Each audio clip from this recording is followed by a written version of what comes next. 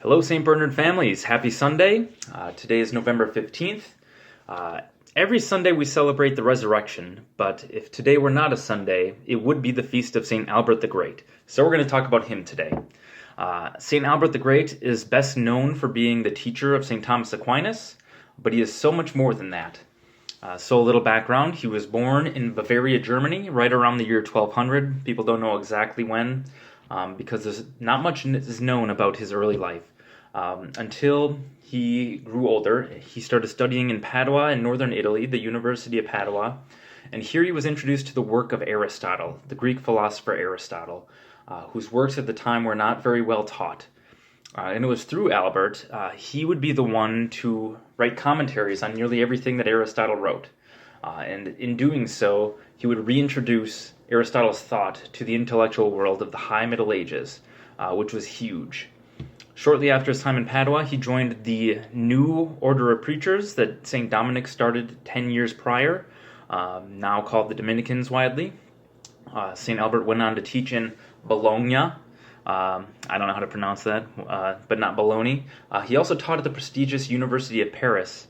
And later he eventually became Bishop of Regensburg in Germany. But his major contributions were intellectual.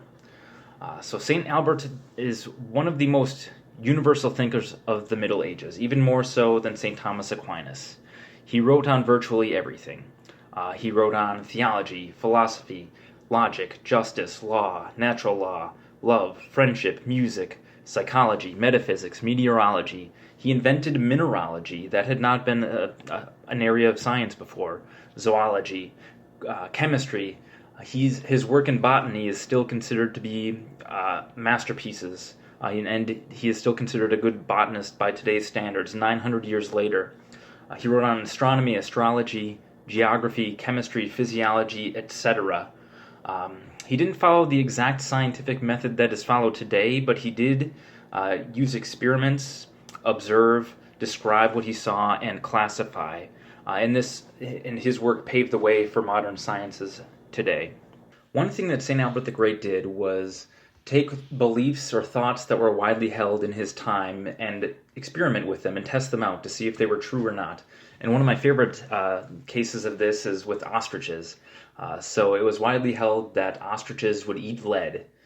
I don't know why people thought that, but they believed it. So what did Albert do? He got himself some ostriches, sprinkled some lead about, and observed. He experimented and noted that they did not eat any of this lead.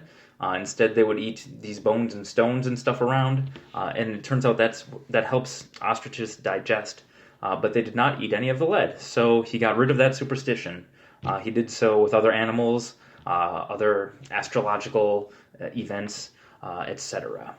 Albert was such a genius and contributed so substantially to theology, philosophy, and to the sciences, that even in his lifetime he was called the universal teacher, Doctor Universalis, the expert teacher, and even Albert the Great. We talked about Pope St. Leo the Great a couple of days ago, and there's Pope Gregory the Great. But there were not people called the Great in their lifetime. Imagine being called the Great in your lifetime. He was that well known and that widely respected to be called the Great in his lifetime.